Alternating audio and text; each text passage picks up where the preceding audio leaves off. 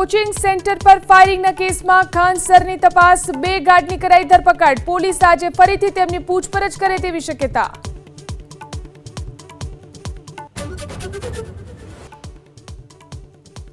પ્રધાનમંત્રી મોદી આજે સુરત અને દમણની મુલાકાતે. વડોદરા મુંબઈ એક્સપ્રેસ વે અને નમો એરપોર્ટ સહિત આશરે 20,000 કરોડ રૂપિયાના પ્રોજેક્ટ્સનું કરશે ઉદ્ઘાટન અને શિલાન્યાસ.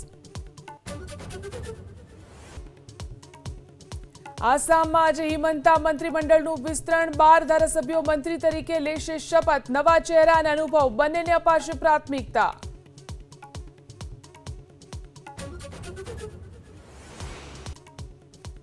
રશિયાના રાષ્ટ્રપતિ પુતિને પીએમ મોદીની કરી પ્રશંસા. કહ્યું, અમેરિકાનો તેમના પર દબાણ લાવવાનો પ્રયાસ નિષ્ફળ. વિશ્વની સૌથી મોટી અર્થવ્યવસ્થાઓમાંનું એક ભારત કોઈ પણ દબાણ સામે ઝૂકતું નથી.